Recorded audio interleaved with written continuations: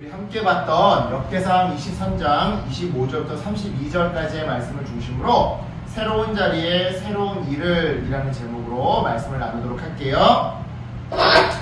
여러분 혹시 이사해 본 적 있으세요? 새로운 집으로 이사를 가면 기분이 어떻던가요? 설레기도 하고 낯설기도 하죠. 맞아요. 처음에는 어떻게 방을 꾸미고 정리할까 설레기도 하면서 동시에 새로운 환경이 낯설게 다가오곤 하는데요. 하지만 이러한 낯설음은요, 시간이 지나면 금방 사라져요. 왜요? 하루하루 새로운 집에 적응하다 보면 그 집이 점차 나만의 소중한 공간으로 변해가기 마련이거든요. 재미있는 것은 오늘 성경 말씀에도 이 이사와 비슷한 이야기가 등장하더라는 건데요. 정말 그러한지 우리 본문 속으로 들어가 볼게요. 하나님을 사랑했던 다윗 왕은요, 평생 동안 한 가지 소원을 가슴에 품고 살았더랬어요. 바로 하나님의 집, 즉 성전을 짓는 일이었죠. 하지만 하나님은요, 다윗에게 너는 성전을 짓지 말고 네 아들 솔로몬이 그 일을 하도록 준비하라고 하셨는데요. 이에 다윗은요, 마음을 다해 성전 건축을 준비했어요. 그러니까 건축에 사용할 건축 재료 등 자재들과 완성되었을 때 성전 안에서 사용할 물건들, 그리고 완성된 성전 안에서 예배를 드리게 될 때 그때 지켜야 할 예배 규칙과 찬양대까지 꼼꼼히 준비했던 거죠. 그러고는 오늘 본문에 와서 다윗은 레위 사람들에게, 그러니까 이제 성전이 아닌 성막에서 그동안 하나님을 섬기고 왔었던 이 특별한 사람들에게 향후 성전이 완성되면 그 성전에서 맡아야 할 새로운 역할을 준비해 주는데요. 모세 시대부터 지금 이 다윗 시대까지 레위 사람들은요, 이 텐트로 된, 천막으로 된 성막을 들고 여기저기 옮겨 다니는 일을 도맡아 왔더랬어요. 여기 보니까 무라리 족속은 텐트의 기둥을 주로 옮겼고요. 고핫 자손들은, 레위 사람들 중에 고핫 자손들은 이 언약궤를 주로 옮겼고요. 그리고 게르손 족속들은요, 주로 성막, 텐트 천, 이 천을 옮겼어요. 기둥을 옮기고, 언약궤를 옮기고, 천을 옮기고. 그러니까 언약궤가 이동하게 되면 일찌감치 일어나 성막을 해체하고 목적지까지 운반해서 성막을, 텐트를 다시 설치하는, 그래서 그 텐트 안에, 성막 안에 언약궤를 보관하고 그 성막 안에서 사람들이 예배를 드릴 수 있도록 돕는 일을 그들의 직업으로 삼아왔던 거죠. 하지만 조만간에, 이제 정확히는 다윗이 죽고 솔로몬이 왕이 되면 조만간에 성전이 세워지게 되면서 이 상황이 바뀌게 될 판이었어요. 성전이 세워지게 되면 더 이상 텐트로 된 성막을 들고 이리저리 옮겨 다닐 필요가 없어지게 되는 것이죠. 왜요? 언약궤가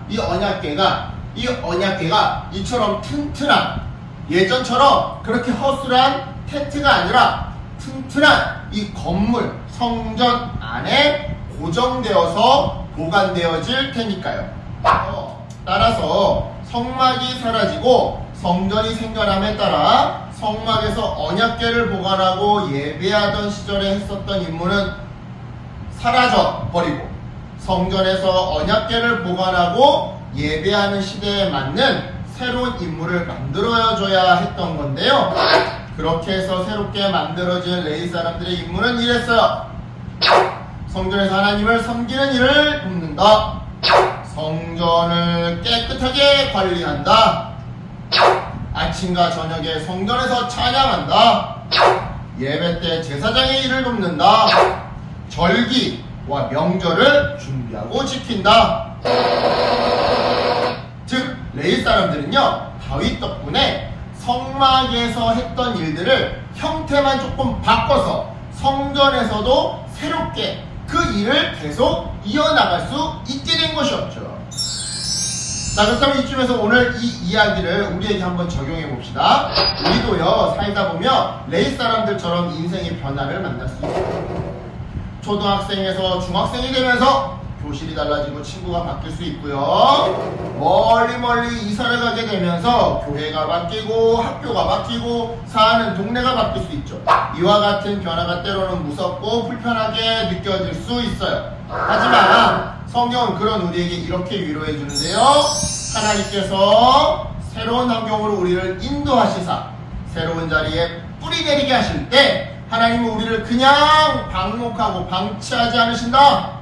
무관심하게 내버려두지 않으신다. 새로운 환경, 새로운 자리에 맞는 일을 맡겨주시사 그 일을 통해 깊이 뿌리 내리고 단단히 서 있게 해주신다.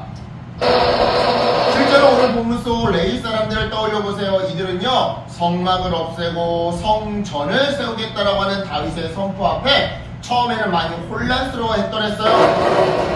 우린 이제 뭐 해서 벌어먹고 살지? 하지만 그들은요, 다윗의 지도 아래 자신이 할 수 있는 새로운 일을 찾았고요. 그 일에 최선을 다했죠. 따라서 우리도 마찬가지예요, 여러분. 변화된 자리가 어색하고 불편하게 느껴질 수 있지만 그 자리에서 내가 할 수 있는 일이 무엇인지를 찾고 기쁘게 감당하잖아요. 제가 도울 일이 뭐 있을까요? 도움이 필요하면 얼마든지 말해주세요 라고 이렇게 기쁘게 찾고 감당하잖아요. 그러면 어색함과 불편함은 금방 사라지게 될 거예요. 즉 변화된 자리에 금방 익숙해지고 금방 정이 들면서 사람들과 친해질 거다 이 말이죠. 이런 의미에서 여러분, 내 환경이 변화될 때까지 기다릴 필요가 없어요. 그냥 지금부터 내가 있는 이 자리에서 내가 할 수 있는 일이 무엇인지 이것을 찾고 기쁘게 감당하면 돼요. 그러면 돼요. 왜냐? 환경이 어떠하든 원리는 동일하거든요. 친구에게 따뜻한 말 한마디만 건네면 된다 이 말이에요.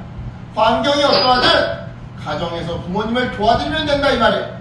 환경이 어떠하든 교회에서 작은 일이라도 책임있게 감당하면 된다 이 말이에요. 꼭 이사를 가든 안 가든 환경이 바뀌든 안 바뀌든 원리는 동일해요. 환경이 바뀌었을 때 이렇게 행동하면 되듯이 환경이 안 바뀌어도 이렇게 행동하면 돼요. 평상시에 이렇게 행동하는 사람이 환경이 바뀌어도 이렇게 행동할 수 있거든요. 몸에 습관처럼 배어있으니까. 따라서 다시 말씀드릴게요, 여러분. 내 환경이 변화될 때까지 기다릴 필요가 없어요. 그냥 지금 이 자리에서부터 친구한테 따뜻한 말을 건네주세요. 부모님을 도와주세요. 교회에서 봉사하세요. 그렇게 할 때 환경이 바뀌든 안 바뀌든 그 모든 상황 속에서 잘 적응하는 사람이 될 겁니다. 오늘 이 말씀 기억하면서 어떤 환경이든 내가 할 수 있는 일을 기쁨으로 찾고 감당하는 우리 모두가 되기를. 그래서 변화무쌍한 이 세상 속에서 끝까지 잘 적응하고 잘 살아남는 우리 모두가 되기를 예수님의 이름으로 축복합니다. 아멘. 기도할게요. 하나님 감사합니다. 오늘